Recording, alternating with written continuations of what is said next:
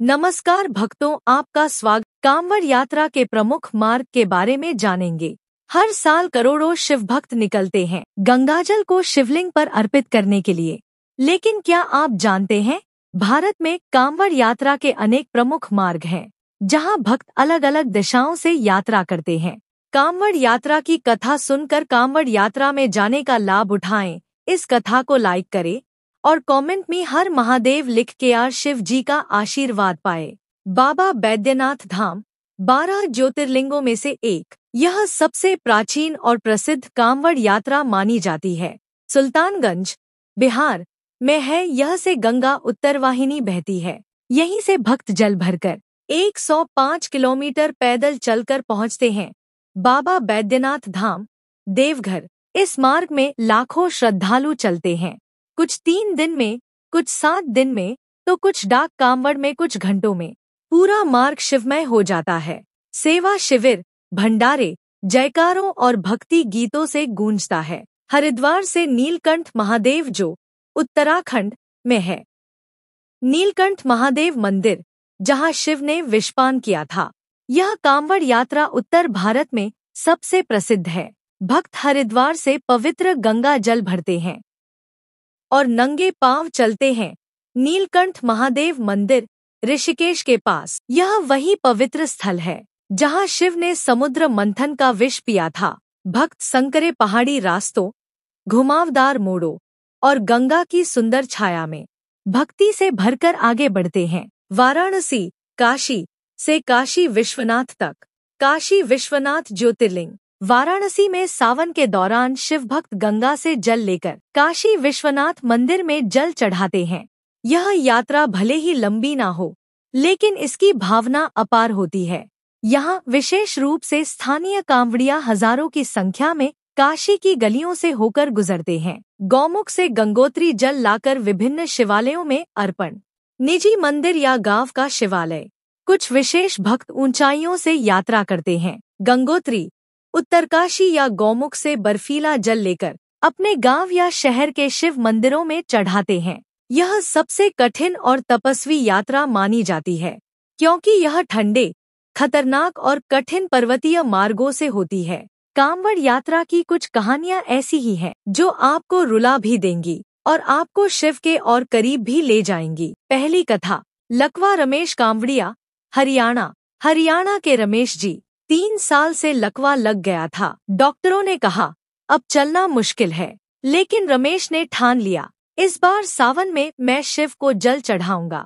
परिवार ने मना किया, गांव वालों ने भी रोका, लेकिन उन्होंने गंगाजल सिर पर उठाया और पांव घिसटते हुए 105 किलोमीटर की यात्रा शुरू कर दी। 7 दिन बाद जब वे बाबा बैद्यनाथ धाम पहुँचे और जैसे ही शिवलिंग पर जल चढ़ाया, उनके पांव कांपे और वे खड़े हो गए। भीड़ चीख उठी, हर हर महादेव। दूसरी कथा, बाल कांवड़िया, उत्तर प्रदेश। उत्तर प्रदेश के बलिया जिले का 7 साल का बच्चा आरव, उसके पिता आईसीयू में भर्ती थे। माँ ने कहा, बेटा महादेव को प्रार्थना करो। आरव ने कहा, मैं कांवड़ चढ़ाऊंगा।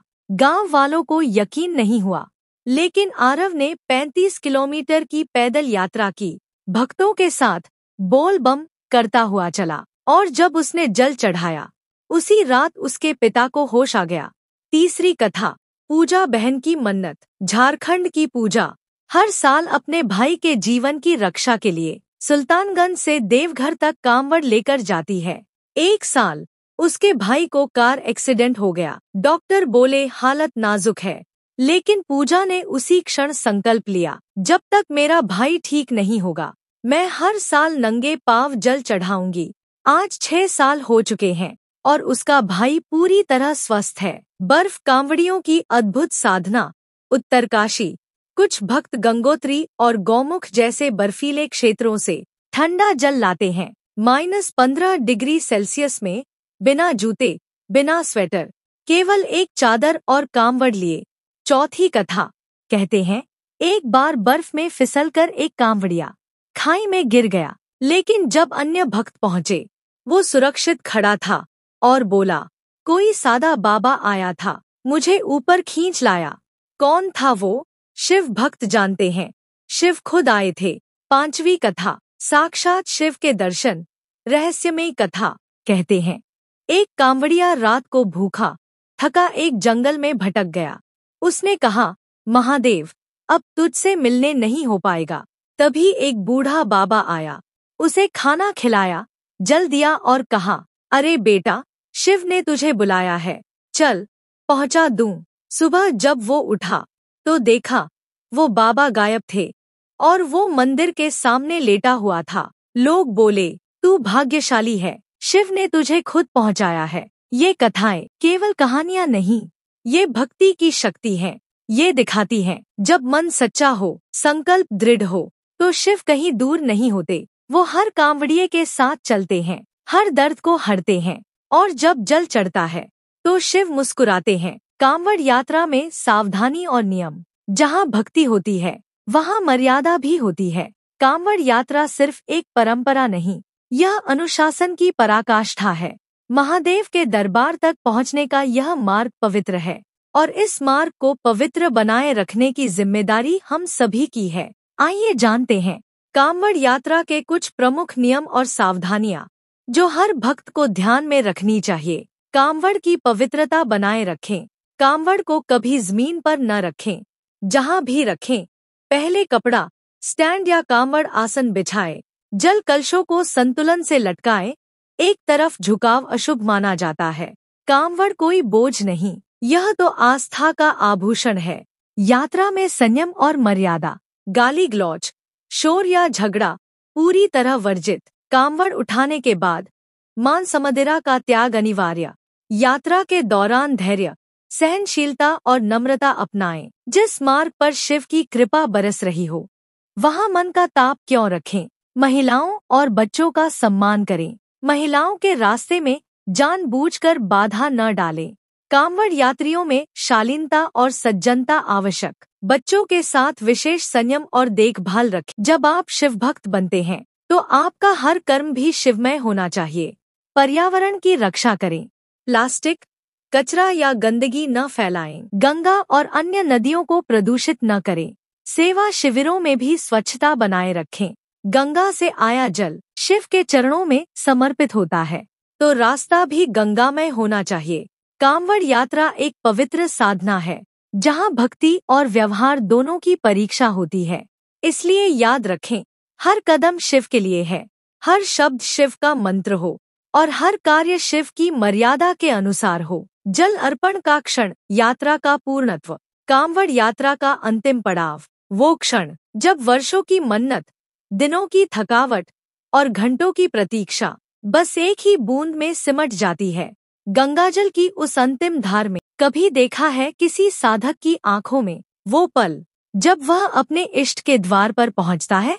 भीड़ होती है, धक्का मुक्की होती है, लेकिन उसके लिए यह जगह स्वर्ग से कम नहीं।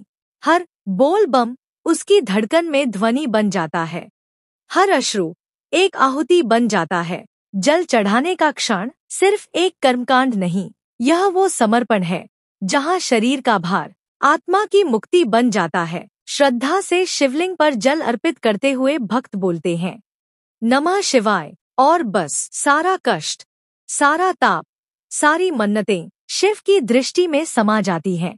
जब जल की धार गिरती है तो उसके साथ साथ गिरते हैं मन के बोझ, और जैसे ही वो गंगाजल शिवलिंग को स्पर्श करता है, एक दिव्य ऊर्जा से मन भर जाता है।